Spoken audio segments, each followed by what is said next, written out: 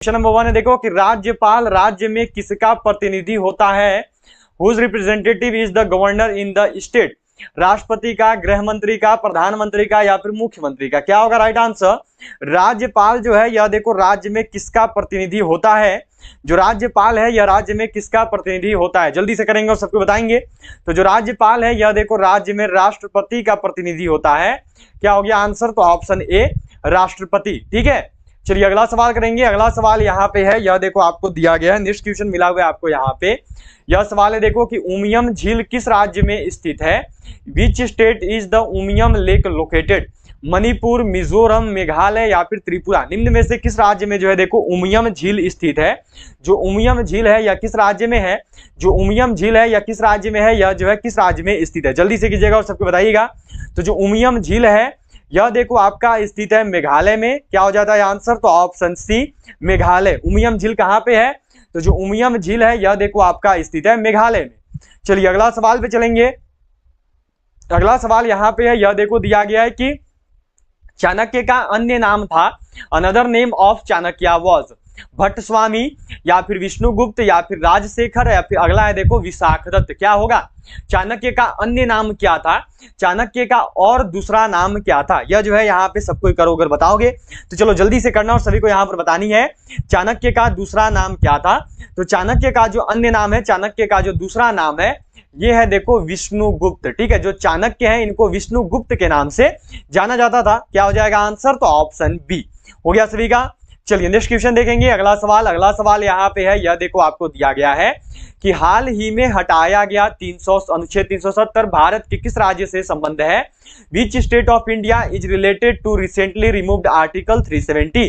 असम, सिक्किम, नागालैंड या फिर जम्मू एंड कश्मीर? हाल ही में हटाया गया जो अनुच्छेद 370 है यह भारत के किस राज्य से संबंधित है? तो हाल ही में हटाया गया जो अनुच्छेद 370 है यह देखो भारत के जम्मू कश्मीर राज्य से संबंधित है। क्या होता है आंसर? तो ऑप्शन डी जम्मू कश्मीर। सभी का सही है, सभी ने बिल्कुल सही किया है, बहुत ही बढ़िया। चलो अगला सवाल यहाँ पे है देखो कि निम्न में से कौन सी बीमारी पानी द्वारा नहीं होती है? Which of the following disease is not caused by water? Flu, typhoid या फिर हैजा या फिर अगला है देखो अमीबियासिस? क्या होगा राइट आंसर? निम्न में से कौन सी बीमारी है जो कि पानी द्वारा नहीं होती है? इस क्वेश्चन का सही आंसर क्या होगा? बिल्कुल सही कीजिएगा और सबको बताइएगा। सभी के आंसर जो है यहाँ पर आनी चाहिए। चलिए जल्दी से करेंगे और सभी लोग जो है यहाँ पर बताएंगे कि इस क्वेश्चन का जो है सही आंसर क्या होगा। जल्दी से जो है सबको करोगे बताओगे तो चलो जल्दी से करना और सभी लोग यहाँ पर बताओगे। तो वह बीमारी जो कि पानी द्वारा नहीं होती है वह बीमारी है देखो फ्लू। यह जो है मच्छरों के कारण होती है। ठीक है, जो फ्लू है यह देखो पानी द्वारा नहीं होती है। हो गया। चलिए अगला सवाल पे चलेंगे। अगला सवाल यहाँ पे है, यह देखो आपको दिया गया है कि लाल लिटमस पत्र को नीला कर देता है। Turns red litmus paper blue? अम्ल, भस्म, लवण या फिर डी में दिया हुआ है देखो इनमें से कोई नहीं। जो लाल लिटमस पत्र है उसको नीला निम्न में से कौन कर देता है? जो लाल लिटमस पत्र है वह नीला निम्न में से किसकी वजह से हो जाता है? जल्दी से करेंगे और सबको बताएंगे। सभी को जो है यहाँ पर आंसर करना है और बताना है। तो जो लाल लिटमस पत्र है यह देखो नीला होता है किसकी वजह से? तो यह देखो नीला हो जाता है आपका भस्म की वजह से। ठीक है, याद रखेंगे जो लाल लिटमस पत्र है यह नीला किसकी वजह से होता है? तो यह देखो नीला हो जाता है आपका भस्म की वजह से। क्या हो गया आंसर? तो इसका राइट आंसर हो गया देखो ऑप्शन बी। चलिए अगला सवाल पे चलेंगे। अगला सवाल यहाँ पे देखो दिया हुआ है, यह क्वेश्चन है आपका। यहाँ पे क्या सवाल है कि निम्न में से कौन सा देश विश्व में चावल का सबसे अधिक उत्पादन करता है? Which of the following country is the largest producer of rice in the world? Indonesia, चीन, भारत या फिर थाईलैंड? क्या होगा? जल्दी से करेंगे सब कुछ और यहाँ पर बताएंगे कि इस क्वेश्चन का सही आंसर क्या है। बिल्कुल सही कीजिएगा और सबको बताइएगा कि इस क्वेश्चन का राइट आंसर क्या होगा। सभी को करना है और बिल्कुल सही जो है यहाँ पर बतानी है। तो देखो निम्न में से वह जो कि विश्व में सबसे अधिक चावल का उत्पादन करता है वह देश है देखो चाइना। वह देश है आपका ऑप्शन बी चीन। ठीक है, चलिए अगला सवाल पे बढ़ेंगे। अगला सवाल यहाँ पे है, यह देखो आपको दिया गया है। नेक्स्ट क्वेश्चन जो आपसे यहाँ पे पूछा गया है देखो यह सवाल मिला हुआ है आपको यहाँ पे कि सबसे तीव्र गति से सूर्य का चक्कर लगाने वाला ग्रह है। What is the fastest planet orbiting the sun? बुध, पृथ्वी, बृहस्पति या फिर शनि? क्या होगा राइट आंसर? सबसे तीव्र गति से सूर्य का चक्कर लगाने वाला ग्रह कौन सा है? सबसे तीव्र गति से जो है सूर्य का चक्कर कौन सा ग्रह लगाता है? तो सबसे तीव्र गति से जिस ग्रह के द्वारा सूर्य का चक्कर लगाया जाता है वह ग्रह है देखो आपका ऑप्शन ए बुध। क्या हो गया आंसर? तो ऑप्शन ए बुध। सबसे तीव्र गति से सूर्य का चक्कर कौन लगाता है? तो वह देखो बुध है। जो कि सबसे तीव्र गति से सूर्य का चक्कर लगाता है। चलिए नेक्स्ट क्वेश्चन पे बढ़ेंगे अगले सवाल पे। यह देखो यहाँ पे दिया हुआ है आपका कि ध्वनि का तरत्व किस पर निर्भर करता है। यह यहाँ पे आपको बताना है ध्वनि का तरत्व किस पर निर्भर करता है। What does the pitch of sound depends on? आवृत्ति पे, तीव्रता पे, वेग पे, या फिर ऑप्शन नंबर डी में देखो आयाम पे। तो ध्वनि का जो तारत्व है यह किस पर निर्भर करता है, तो यह देखो निर्भर करता है आवृत्ति पे। क्या हो गया आंसर, तो ऑप्शन ए आवृत्ति, फ्रीक्वेंसी। ठीक है, चलिए अगला सवाल देखेंगे। अगला सवाल यहाँ पे है, यह सवाल देखो आपको दिया गया है। क्या सवाल है यहाँ पे देखो कि निम्न में से कौन सी धातु एक द्रव है। Which of the following metals is a liquid. Ca calcium, Ag पारा, सोडियम, बताइएगा। यहाँ पे डी में एमिन। क्या होगा, निम्न में से कौन सी धातु है जो कि एक द्रव है, वह कौन सी धातु है जो कि द्रव अवस्था में पाई जाती है। तो वह धातु जो कि द्रव अवस्था में पाई जाती है वह है देखो Hg मतलब कि पारा। क्या हो गया आंसर, तो ऑप्शन बी Hg पारा। ठीक है, चलिए अगला सवाल देखेंगे। अगला सवाल यहाँ पे है, यह देखो मिला हुआ है कि वह कौन सी छोटी वस्तुओं को आवर्धित करके बड़ा कर देता है। अतः जिन वस्तुओं को आंख से नहीं देखा जा सकता है उन्हें किस उपकरण से देखा जा सकते हैं।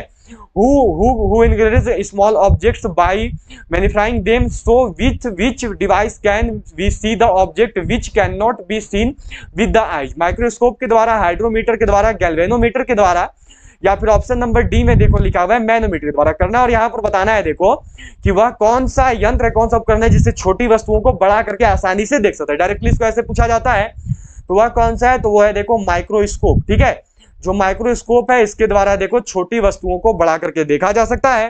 क्या हो गया आंसर, तो ऑप्शन ए। ठीक है, चलिए अगला सवाल देखेंगे। अगला सवाल यहाँ पे है, यह देखो आपको दिया गया है कि कौन सा यंत्र पहिए वाली गाड़ी द्वारा चली गई दूरी को के काम आता है, नापने के काम आता है। Which instrument is used to measure the distance travelled by a wheeled vehicle. क्या होगा, माइक्रोस्कोप से, हाइड्रोमीटर से, ओडोमीटर से, या फिर मैनोमीटर से। वह कौन सा यंत्र है जिसके द्वारा देखो पहिए वाली गाड़ी के द्वारा चली हुई दूरी को मापा जाता है। तो वह यंत्र कौन सा है, तो वह यंत्र है देखो आपका odometer.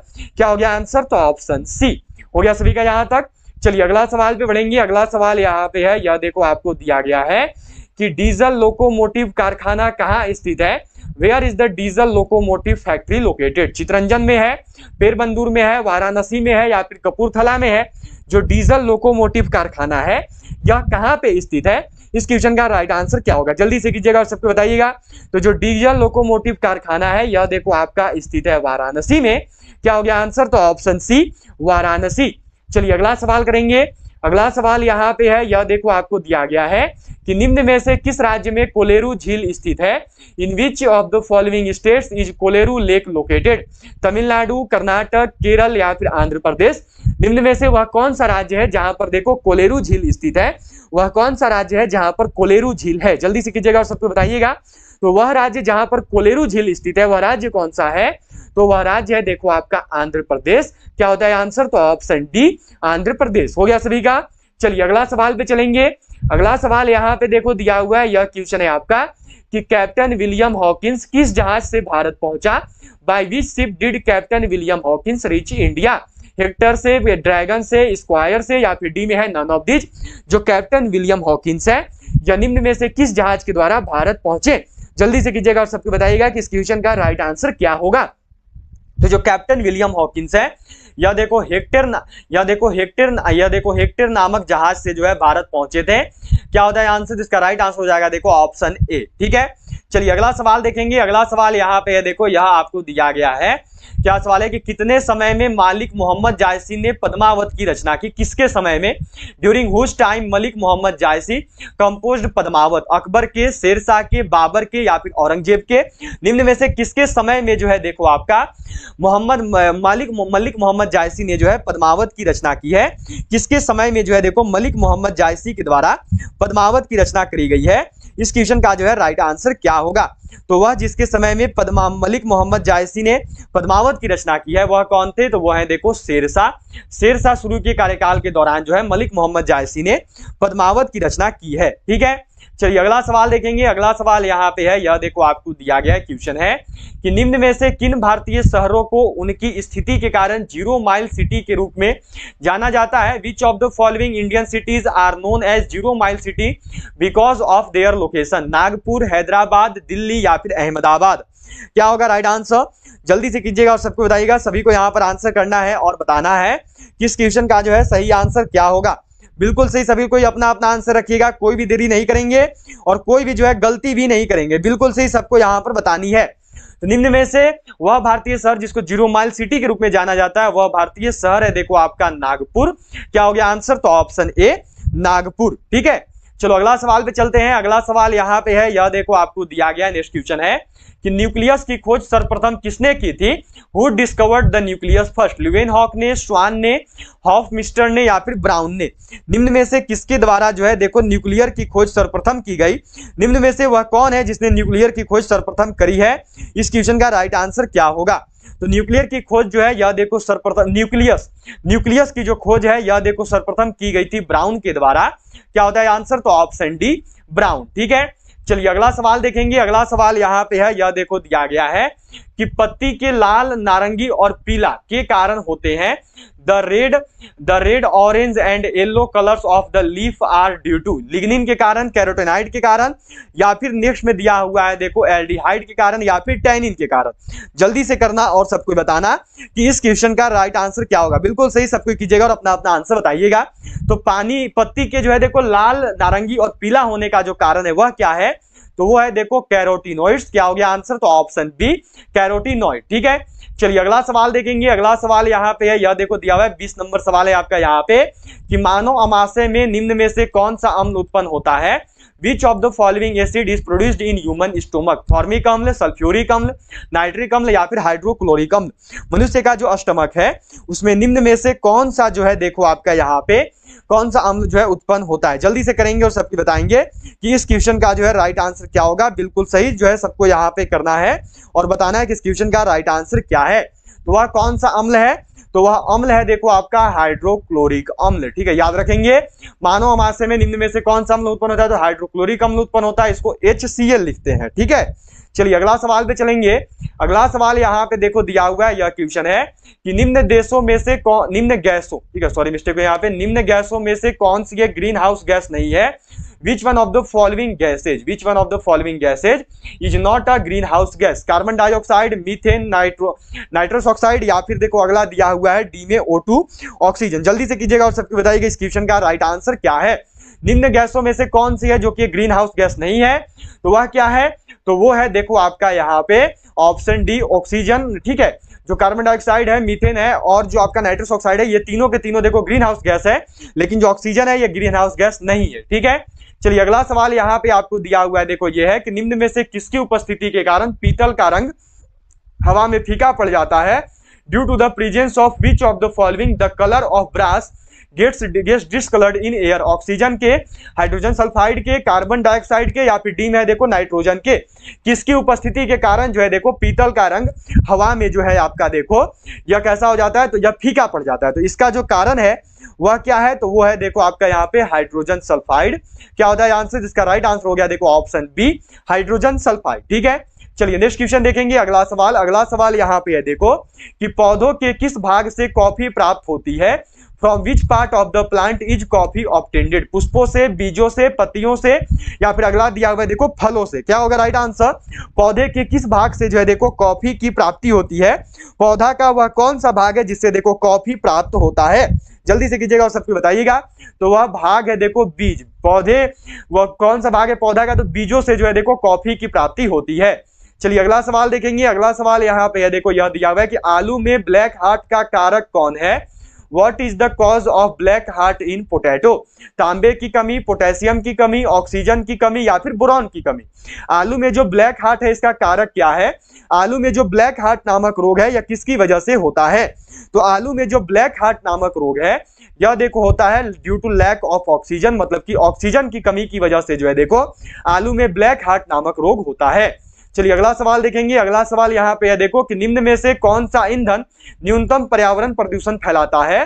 Which of the following fuels causes minimum environmental pollution, hydrogen, कोयला, डीजल या फिर केरोसिन। निम्न में से कौन सा ऐसा ईंधन है जो कि देखो न्यूनतम पर्यावरण प्रदूषण फैलाता है, तो वह कौन सा है, तो वह है देखो हाइड्रोजन। ठीक है, जो हाइड्रोजन है इसके द्वारा न्यूनतम ईंधन प्रदूषण जो है फैलाया जाता है, पर्यावरण प्रदूषण जो है फैलाया जाता है। ठीक है, ऑप्शन ए हाइड्रोजन हो गया। चलो अगला सवाल पे चलेंगे। अगला सवाल यहाँ पे देखो कि एटीपी का अभिप्राय है। What is the meaning of ATP, adenosine triphosphate, adenine triphosphate या फिर एडिनोसिन ट्राइफॉस्फेट या फिर एडिनोसिन टेट्राफॉस्फेट, क्या होगा यहाँ पर राइट आंसर। एटीपी का अभिप्राय क्या है, एटीपी का फुल फॉर्म क्या होता है, इस क्वेश्चन का सही आंसर क्या है। यदि अभी तक भी क्लास को सेशन को लाइक नहीं किया तो सबको जल्दी से लाइक बटन प्रेस कर दोगे, उसके साथ साथ सभी लोग शेयर बटन जरूर प्रेस कर देंगे। एंड जिन्होंने भी चैनल को सब्सक्राइब नहीं किया है वो सभी जो है सब्सक्राइब करके बेल आइकन को ऑल पर जरूर सेट कर देना।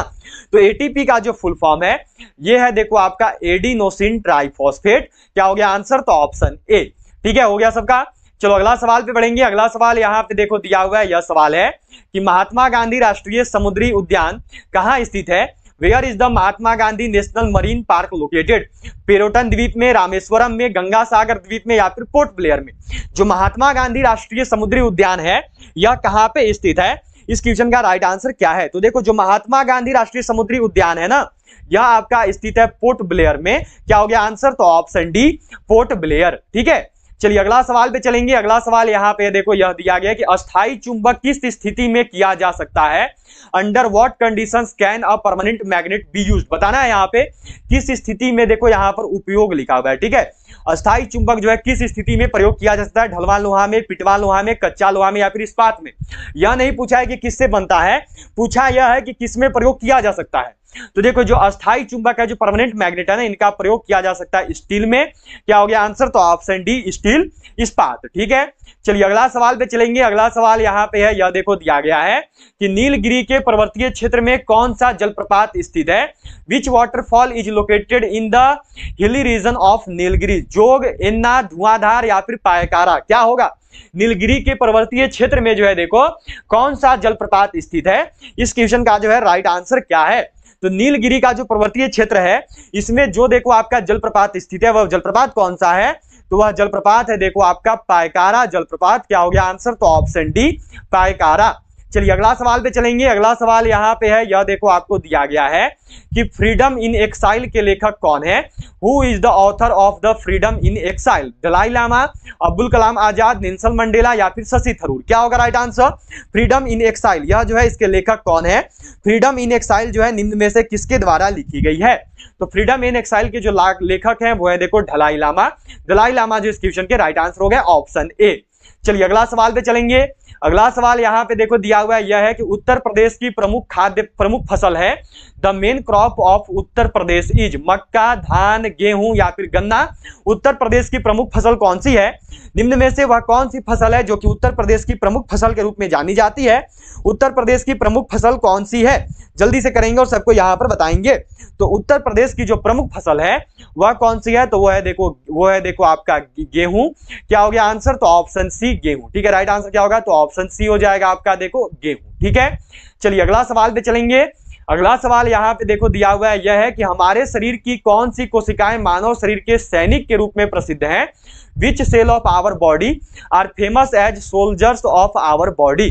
श्वेत रक्त कोशिकाएं, बेसोफिल्स या फिर लाल रक्त कोशिकाएं या फिर इओसिनोफिल्स। क्या होगा, मानव शरीर की कौन सी कोशिकाएं हैं जो कि मानव शरीर के सैनिक के रूप में प्रसिद्ध हैं। तो मानव शरीर के सैनिक के रूप में जिसे जाना जाता है वह है देखो श्वेत रक्त कोशिकाएं। क्या हो गया आंसर, तो ऑप्शन ए श्वेत रक्त कोशिकाएं, व्हाइट ब्लड सेल्स। ठीक है, चलो अगला सवाल यहाँ पे है, यह देखो आपको दिया गया है, क्या क्वेश्चन है कि संस्कृत ग्रंथ अष्टाध्यायी का संबंध है। The Sanskrit text Ashtadhyayi is related to, औषधि विज्ञान से, ज्योतिष शास्त्र से, राजनीति शास्त्र से या फिर व्याकरण से। जो संस्कृत ग्रंथ अष्टाध्यायी है इसका संबंध निम्न में से किसके साथ है।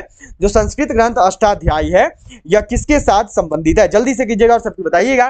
तो जो अष्टाध्यायी है यह देखो संबंधित है ग्रामिकली से, ग्रामेटिकली से। क्या हो गया आंसर, तो ऑप्शन डी व्याकरण से। ठीक है, चलो अगला सवाल पे बढ़ेंगे। अगला सवाल यहाँ पे देखो यह दिया गया है कि भारत में नई राष्ट्रीय जनसंख्या नीति कब अपनाया गया।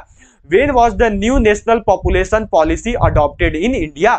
1990 में, 1995 में, 2000 में या फिर 2005 में? भारत में जो नई जनसंख्या नीति है यह कब अपनाई गई थी? भारत में जो नई राष्ट्रीय जनसंख्या नीति है इसको कब अपनाया गया? तो यह देखो अपनाया गया था 2000 में। क्या होता है आंसर? तो ऑप्शन सी 2000 हो गया सभी का।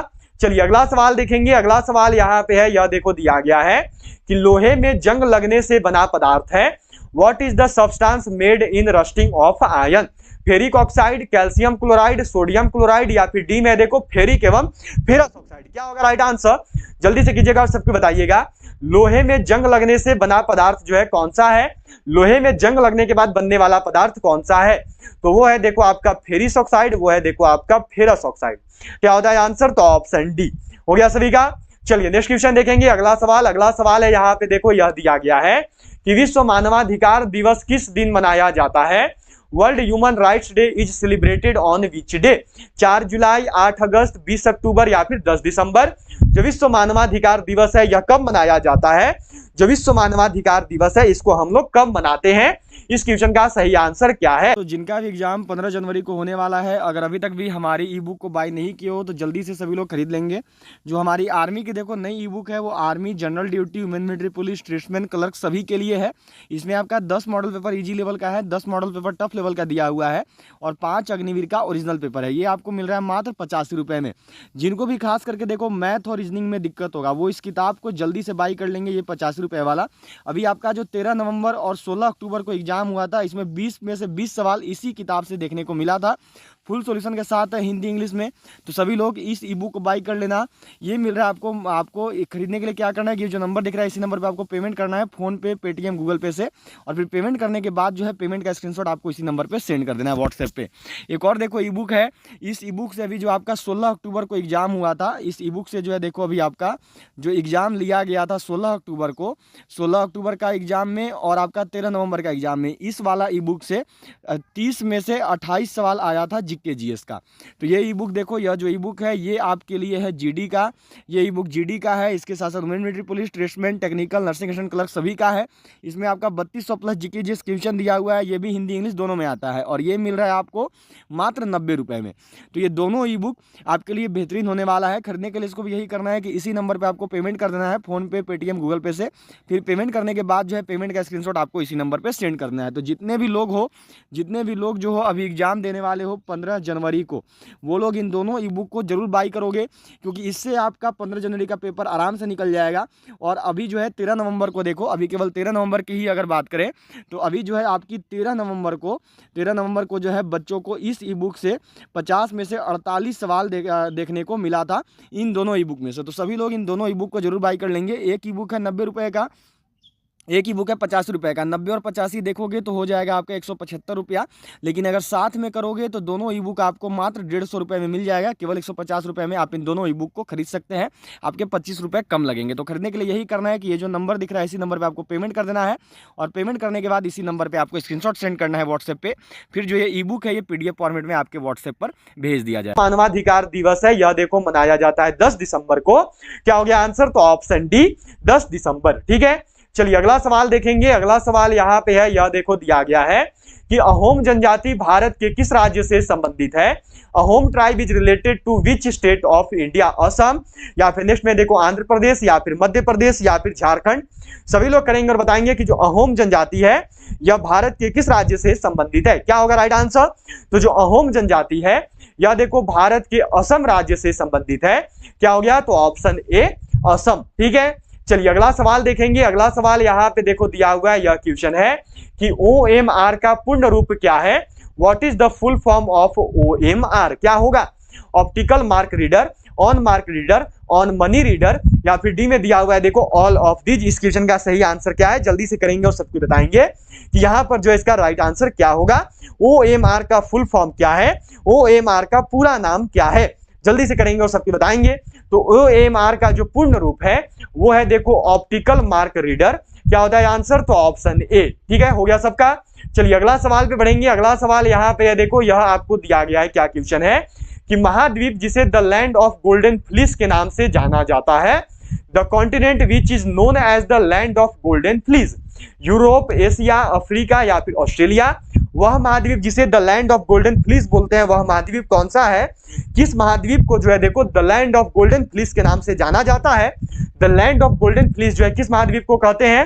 तो वह महाद्वीप है देखो आपका ऑस्ट्रेलिया। क्या हो गया आंसर? तो ऑप्शन डी।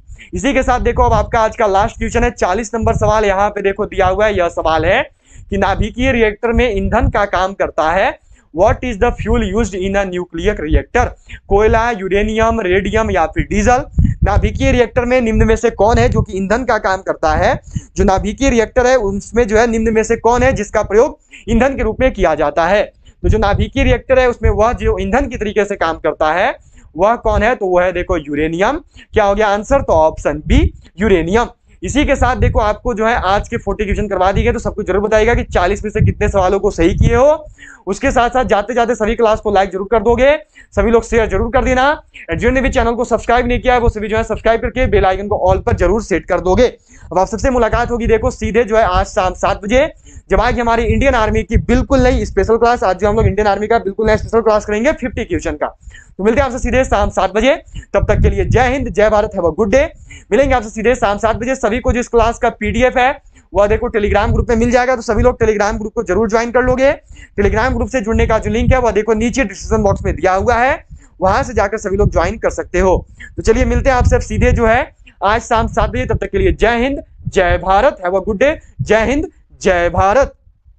अगर 15 जनवरी को आर्मी परीक्षा निकालना चाहते हो, अगर आपको है कि हमको जो है 15 जनवरी को अग्निवीर आर्मी परीक्षा निकालनी है, 50 में से 45 प्लस सवाल बनाने हैं, तो इन दोनों ई बुक को सभी लोग जरूर खरीद लोगे।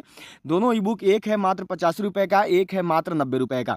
अभी आपका 15 जनवरी, अभी 13 नवंबर और 16 अक्टूबर को जो है देखो ये 50 रुपये वाला ई बुक में से 20 सवाल मैथ और रीजनिंग का आ गया था, तो जल्दी से सभी लोग बाई कर लेंगे जिनको भी मैथ रीजनिंग में दिक्कत होगा।